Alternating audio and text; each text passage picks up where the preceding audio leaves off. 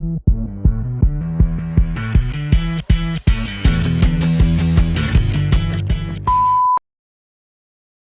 is the one thing that is more dangerous to civilians in a house fire than fire?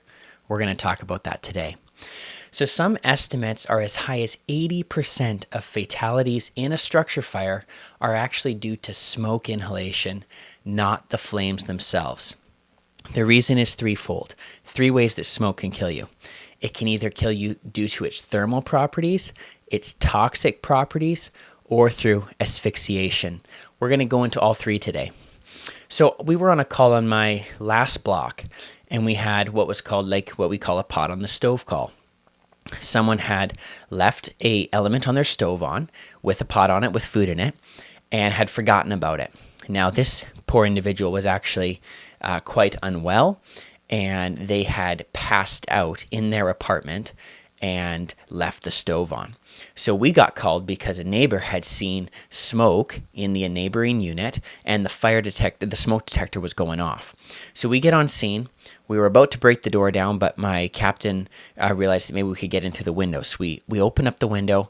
I jumped inside, went right to the kitchen. We weren't feeling a lot of heat, and I saw the pot on the stove, turned off that element, and we thought, hey, you know what? This incident's over.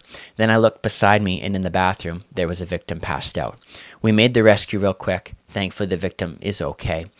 So the reason why this call can be so dangerous, even though there was no fire, is because of the smoke. So what is smoke? Smoke is the products of combustion, okay?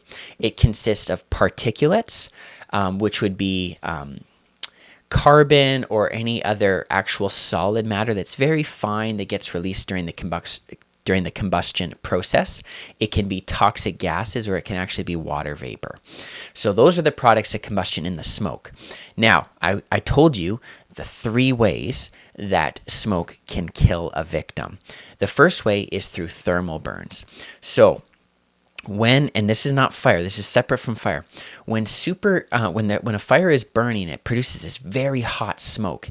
You can be far enough away to not really experience, death by physical burns, but if you inhale that hot smoke, it'll actually cause a burn in your airway, which is a very sensitive part of the body. That can then swell, and you can asphyxiate due to those thermal burns. We'll actually see this, unfortunately, sometimes even after a rescue in a fire. We'll pull someone out, and they'll be breathing, they'll seem like they're fine, but they'll actually pass away a short time later because of those thermal burns to the airway. So anytime we take anyone out of a hot, smoky environment, it's right away into the ambulance to the hospitals to see if we can hopefully prevent an adverse reaction such as that.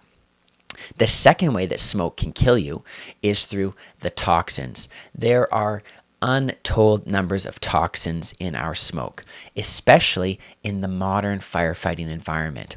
If you look around your home, you're going to see so many synthetic materials, so many plastics, all that sort of stuff, rubbers. If you've ever, accidentally caught a piece of plastic on fire or rubber on fire, you'll see this black toxic smoke, and you'll take a whiff of it, and it'll almost put you to your knees. It smells so bad. So those toxins, some of them are so deadly that 1 or 2 breaths can actually incapacitate a person and then lead to their death.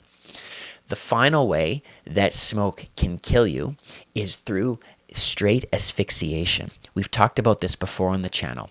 So a fire needs a fuel source, a heat source, and oxygen to burn. Now, if a fire has been burning for a while, it uses up all the available oxygen in the room. Well, if the fire has used all the oxygen, how much is left for the victims? Not very much.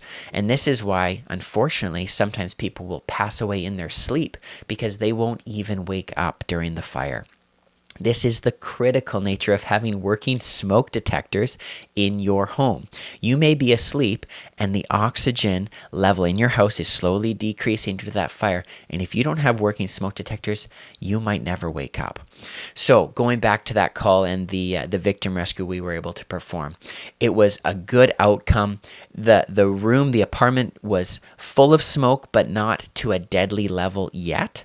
But if that pot on the stove had flared up, caught the cabinets on fire, it could have been a very different story because that larger fire would have eaten up that oxygen even quicker. So, contrary to perhaps popular opinion, tragically, more people die in a structure fire from smoke than due to the actual fire due to thermal burns. So that is why fire is actually not the most dangerous thing in a structure fire for civilians.